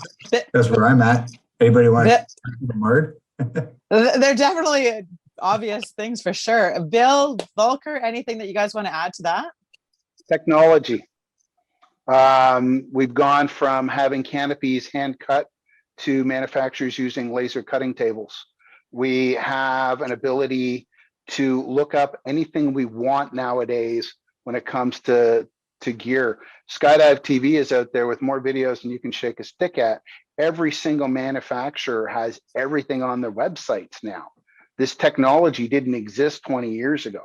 You know, you've got everything from user manuals to tips and tricks on gear. It's all on these manufacturers' websites. So, you know, I think one of the biggest technical advancements for us in the sport is the fact that we have the internet and the ability to get right in from the manufacturer at any time of the day that we want information that will help us be better at what we're doing. Awesome. Thanks, Volker. Bill? You know, this is a catch-22 question. When you look at it from a safety officer point of view, and we see the bad stuff that still happens, right? We make the gear made today is so much better than it was made 30 years ago, and obviously so much better than 50 years ago. But we are actually getting hurt and stuff under gear that works so well, right? We have all the automatic activation devices that are brilliant. We got material that doesn't rip. The manufacturing process makes the parachute so precise, right? And the advancements have made is incredible, right? But we need to keep up as individuals with the product that we're developing, right? Does that make sense to everybody? So yes, we have the safety devices and we have great machines to make the equipment that we're using. We need to keep on top of it because it's not the parachutes that are failing anymore. It's the skydiver, right? So that comes from the safety side of what we do, but we need to be on top of the gear we buy. You know, can you imagine we jump regular, you know, for a lot of the majority of the sport, we jump sub 100 square foot canopies, okay? And when I started, 220 square feet was normal, right? If you had a 190, you were moving, right? so now you have a 190, you're still a student, right? So unfortunately, I slowed the conversation down because I got into safety, but it's something we have to, we do have to take care of because our gear is phenomenal. We just need to keep up with our gear. Okay, any questions? Love it. So to the floor, are there any pressing questions that still want to come in before I have like my final 3 questions that I have planned, but anything from the floor, this is the opportunity. Or I guess Bill and J. Rod, Volker, what are common questions you get asked that maybe, you know, aren't being asked here tonight? Is there something that's just a really common question that maybe we should just answer right now? But anyone from the floor, just put your little your hand icon up. We got such a quiet bunch tonight. I think every question that we've had this evening has covered a lot of that. Mm-hmm. And I think some of the questions have been really, really good, well thought out questions. And you know, my big thing is you got to keep improving your knowledge, whether you are a PFF student or a PFF instructor, or you know you're the J Rod or the Bill with all the ratings. You know, we constantly have to endeavor to stay educated and stay ahead. If we're not current, we're not educated, we're going to fall behind. You know, EPs, man, like there are people that never look back at emergency procedures once they finish their course. You know, I was brought up that you go over them in your head, if not, you know, physically before every jump. To this day, I still do that. And, you know, these are things that we just got to keep going into people's heads. You know, it's stay educated, stay ahead, stay in the loop, you know, ask questions, be curious, like just be curious about this sport. It's a great sport. Excellent. I do have a question from the floor that I'm not sure if we've answered it, or I'm not sure the direction of this question, but I'll read it because maybe you guys will figure it out better than I am. The CSPA has a great rigging program and recognized rigging training from other sources, the FAA, Canadian military. Have talks ever been had with the other entities to recognizing the training that CSPA riggers have received and demonstrated to get their ratings for partial accreditation or rating? So I think this might go to, if I'm reading this correctly, and I apologize, it doesn't have a name. This came into me. I think this would be an example of like things like the smoke jumpers reaching out to us and those kind of things. Or other associations, Bill, I know you work closely with, where they do look to some of our best practices within our rigging program to adopt into theirs, I think. Yeah, well, from what I read is like, are we ever going to make them so they're easy to, for our rating or for us to get other countries' ratings, right? The US is never going to fold, right? You're going to have to, and a lot of people don't understand. With the FAA, you do not need to take a course, right?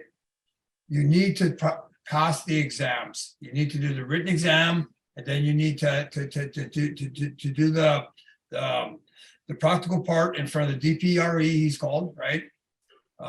And if you're doing a senior rigger, right, that takes a day, and the master rigger takes a day. But you pay a fee for the DPRE, which stands for District Parachute.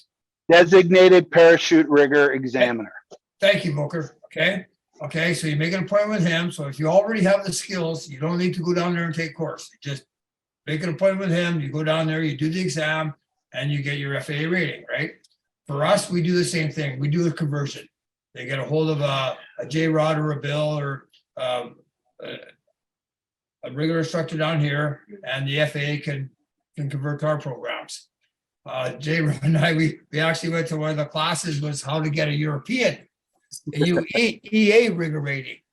And you can go there and get a UE rigger rating. Yeah, the difference is, the problem is you have to speak the language to be an instructor. So if you're in Germany and you become a German rigger, that's fine. But if you want to become an instructor, you actually have to speak German. Same with Italian, or, you know, if in the only country that is not working well with them is France. But that seems to be in a lot of situations. But but so if that was a question, that's all that if you wanted if you have a rigger rating here and you want to get a FAA rigger rating, that's just the exam.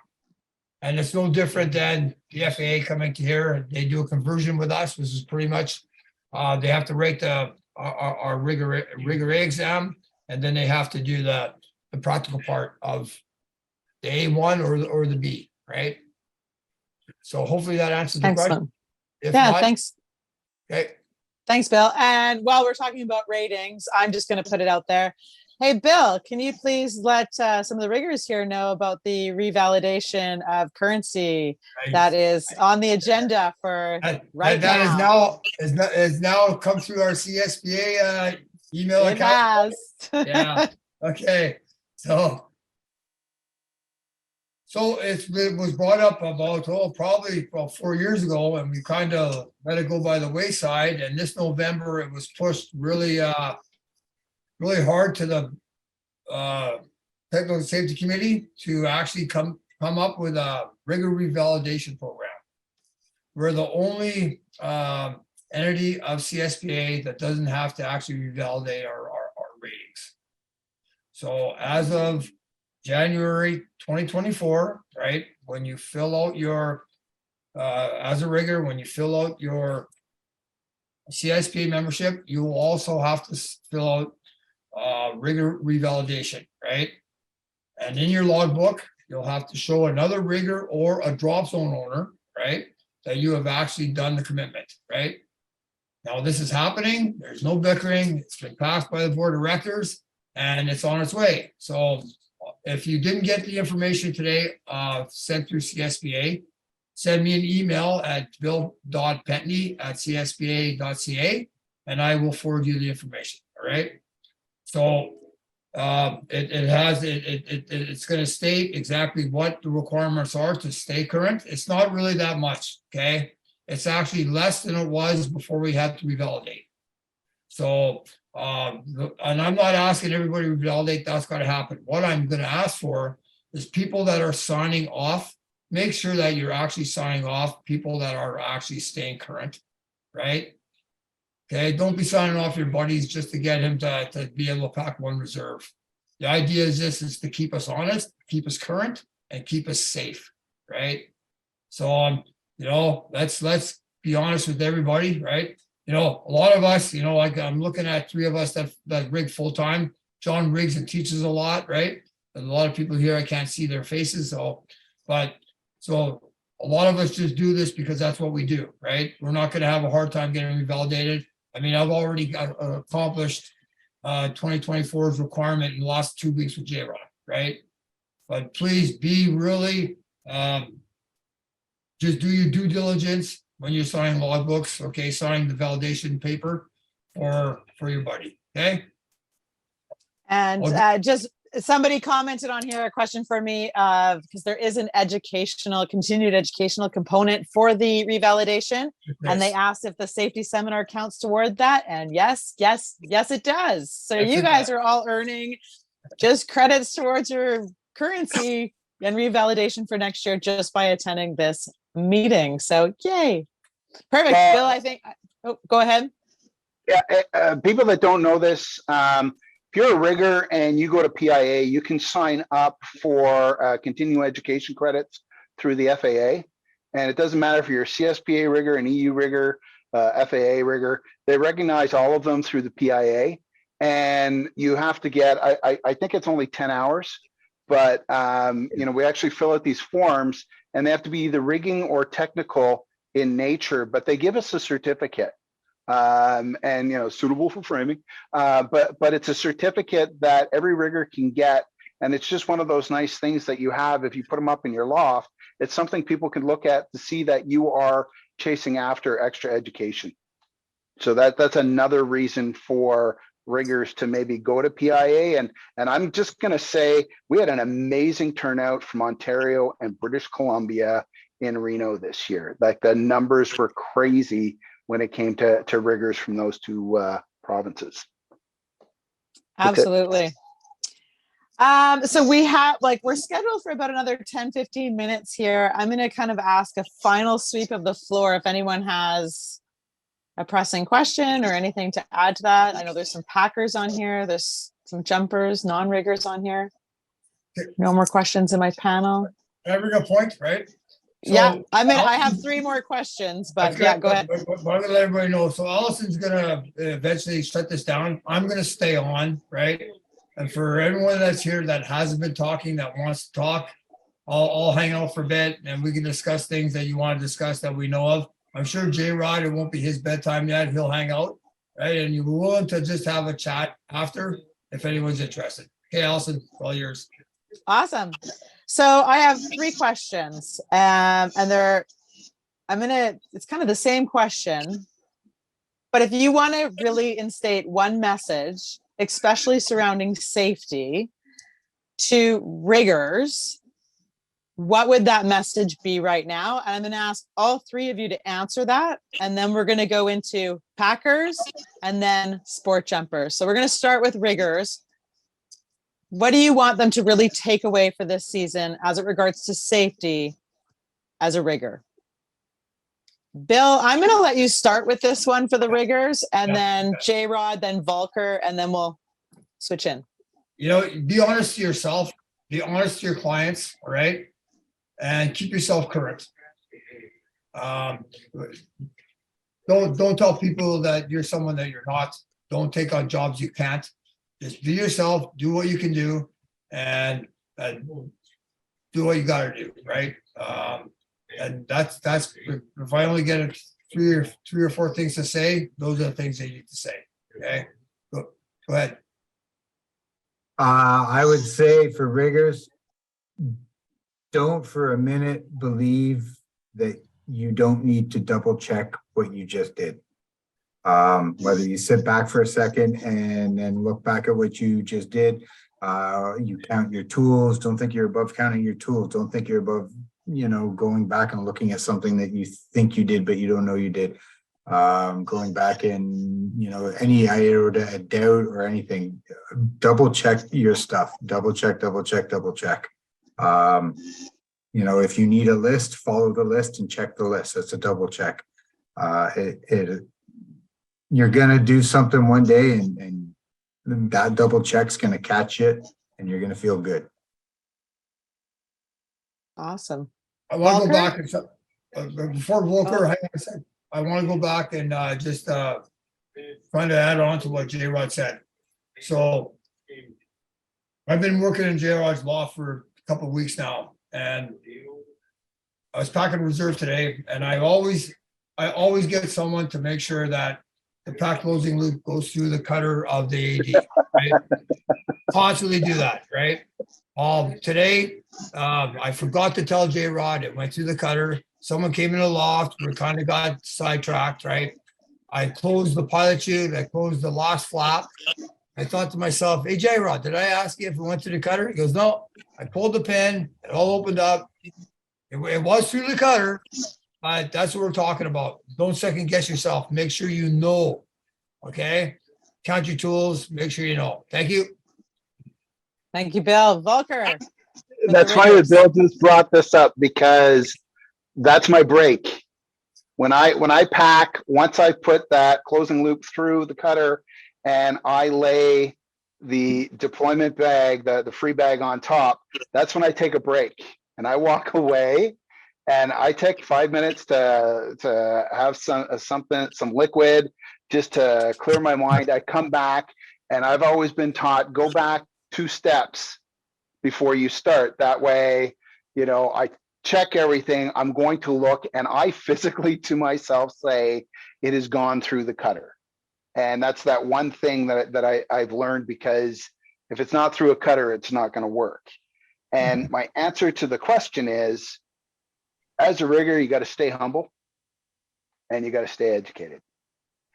Doesn't matter how good the last pack job was, it's the one you're working on right now.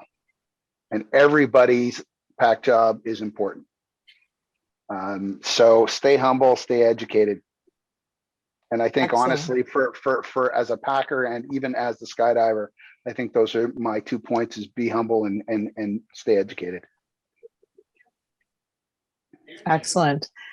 So J Rod, I'm going to go to you. And so a message for the packers, and actually someone did bring up in the chat as well. So not just packers, but we have a lot of SSIs that are in there, and when we're teaching packing through the course. So what would be your message for them really into this season about, things to remember to just from a safety perspective?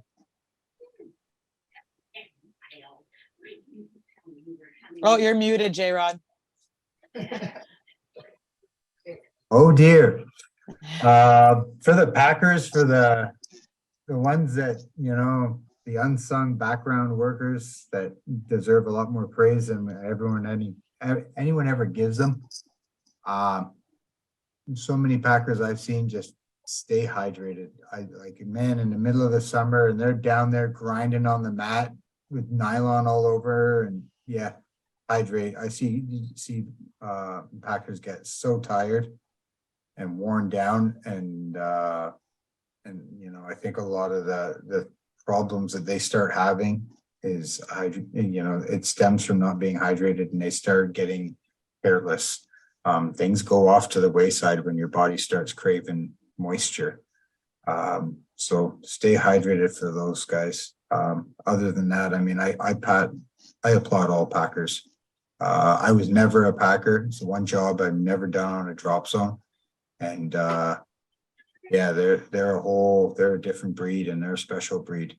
And if you're a packer, pat yourself on your back. Your drop zone really does appreciate you.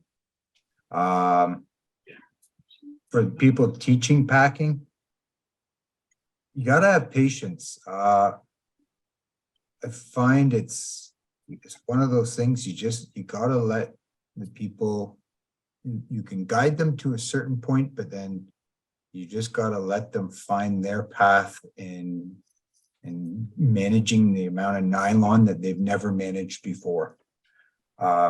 You can bestow all the tricks of the trade and everything that you know on them. And for some people, you've just got to let them find how their fingers are going to manipulate the nylon and get it to do what it needs to do to get it either in the bag or the line stowed or the container closed.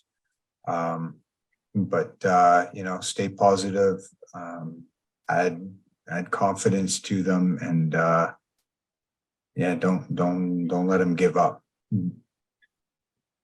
Excellent. Bill, would you like to add anything for your messages for packers and for those instructors who teach packing? You bet. Okay. And I'm going to take a different venue at this, right? A different avenue. And I don't want people to get confused. You need to enjoy what you're doing, right? And I normally use the fun word, but I'm not going to use it. But you need to enjoy it. You need to enjoy the packing, and you need to enjoy teaching the packing, right? You're much better as an individual and as an instructor, and even as a doer in life, if you're enjoying what you do, right? When I'm in the loft and I'm packing reserve, I actually enjoy it. Even when things don't go my way and you break a pack closing loop or the thing falls out in front of you while it goes in the bag, I enjoy it. So if you want to be as safe as you can be, enjoy what you do. Just enjoy it. Have a little bit of fun with it. And that's what I got to say about that. And Volker, do you want to add anything to that for packers? Yeah, it's kind of funny because one of the things that I've always run across is people want to cut corners. Okay, just because you're cutting a corner on your own gear when you're teaching somebody to pack, you can't cut corners. You know, let the people read the manuals, have people be educated, you know, go slow. And bribery with popsicles and beverages of non-alcoholic type go a long way. And I'm not going to lie to you. At Skydive Swoop, we keep a box of popsicles in one of the freezers in the clubhouse. And partway through the day, one of the riggers will always go out and come back, and we all stop packing for 3 or 4 minutes to enjoy a popsicle, because it just gets you in a happy place, because who doesn't love a popsicle? So, you know, bribery goes a long way. In Bill's case, he wants beer. Awesome. Thank you. Yes. Coffee, snacks. Everybody loves that. I know our packers. That's, yeah, coffee, snacks, all those fun things. Last but not least, a message for sport jumpers as far as safety and aware. I mean, a lot of sport jumpers pack their own gear too and handle their gear and are the ones responsible for their gear. Message for them. Volker, I'm gonna go back to you, and then J-Rod, and then Bill, I'll let you wrap that up. That's kind of funny. One of my friends, his daughter just took up skydiving. A couple of weeks ago, they went down to Florida and did an AFF program. And she says, "What do I need to do?" And I said to her, "Be a sponge. Take it all in, all of it. It's enjoyable. It's great. Be the sponge. Read, listen, watch videos, learn. You know, look at that guy that's packing it in a cool way. Ask him why. Just be a sponge." It's and Bill's not wrong. You know, you got 3 guys on here that we actually enjoy rigging, and I think when we run courses, there's more laughing going on during a course than you can shake a stick at. There might be people cursing, but I'll tell you, when you start cursing, Bill starts laughing because he's done it before. And even last year, I had a problem, and I phoned Bill and I bitched, and he just laughed at me and told me to get my head down and do what I needed to do. And, you know, every once in a while, you just need to laugh and like enjoy this sport. People that are starting out, if you're a skydiver, be a sponge, get all that information, not just the skydiving part, get it all. The more information you get, the better. You know, watch the videos, see how cool this is, and just enjoy the cool and be humble. That's it. Excellent. J-Rod, how about you for the experienced jumpers? Don't let the same old jump 1, jump 2, jump 3, day in, day out get the best of you. Keep your head up when it comes to your gear. Check your gear. check how you're wearing it and check other people. I think, we've all heard the term, we are our brother's keeper. And I've seen so many times where little things that could have transitioned or transpired into something quite a bit bigger were caught either on the ground, in the aircraft, in loading areas, just by everyone kind of paying attention. So, stay with it, check your stuff, check your buddy's stuff. I think that's a major thing for us is using our eyes, not just for ourselves, but for each other as well. Awesome. Couldn't agree more. And Bill, is for the sport jumpers, your message of safety. You betcha. When you're packing, pack. Okay. Lay your canopy down, take your jumpsuit off, go back, pack your canopy. Don't talk. Don't take 5 minutes for the outside break. Pack your canopy, do the break after, have your sandwich after, pack. Take the 10 minutes, or 15 minutes, or 20 minutes, depending on your level, and just take your jumpsuit off, pack your canopy, right? Put your head in the game, pack. The other thing I want to say is always pack the same, right? The most important thing you can do is get a method that works for you and just never, don't have your buddy come, well, I do this, well, you should try that. No. Get a method for you and do it your way all the time. I've been doing the same pack job since I started pro packing in 1990. I haven't changed a thing and it still works for me, right? So pack the same and pack. Don't take 5 minutes here, 2 minutes there. Pack your canopy, put it in the bag, put your container on the rack, wait for your next load. Hey, if we don't have any more questions, or if we do, that's okay. But I do want to take the moment to thank everybody for coming today. It was phenomenal. I'm going to stay on if people want to talk. You guys in BC can probably stay up another 3 hours, right? That's some guys in Ontario, not so much, but feel free if you have any questions. Danny Grant, hopefully we can have a beer together here. And it was brilliant. Thank you very much. Also, all right. Well, I feel like I don't even have to say anything anymore, but yeah, so for us from Skydive Vancouver Island, myself and Gord, first off, definitely, most importantly, for all of those of you who clicked on today and attended, again, appreciate your dedication to safety, to continued education, and for just showing up. That is such a huge aspect, I think, in this sport. And hopefully just putting that through to everybody that you see.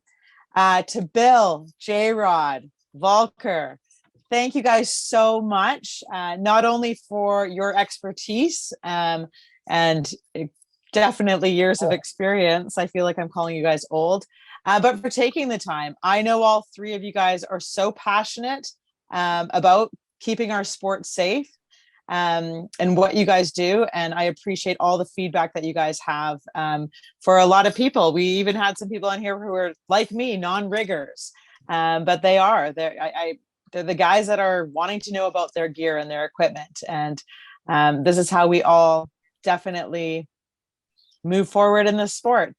John, I'm either going to stop the recording and we'll carry on with here, or John, if you want to, you got your hand up, you're definitely welcome to come off your speaker. You're muted. I just got one thing. Bob just took a telephone call from a rigger friend of ours who everybody knows in Ottawa, and he says he has questions about currency rigging forms, 2 pages, and finds it confusing.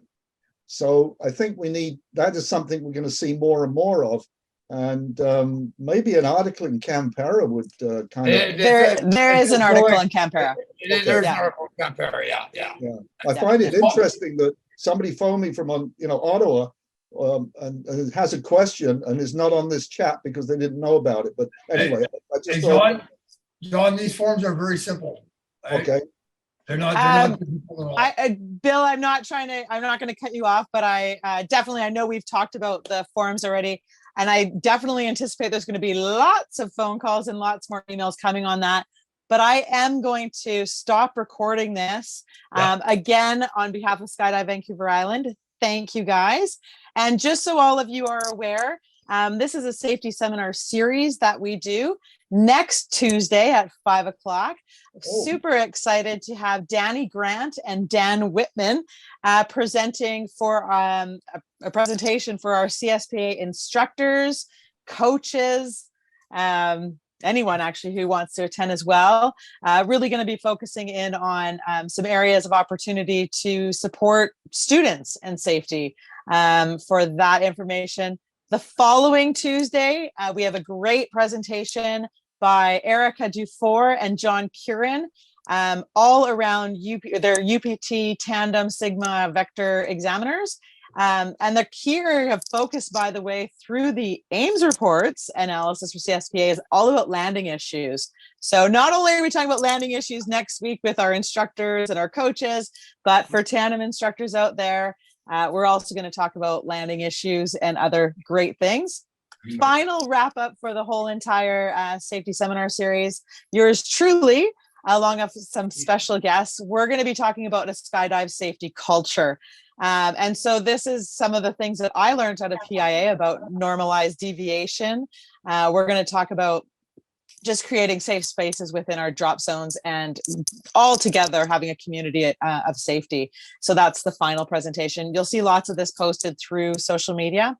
But again, thank you. I am going to stop the recording now, and we'll stay on to keep chatting. Have a good night, you guys. Thanks, Hey, Alex. Alpha, thank you. Thank you. You.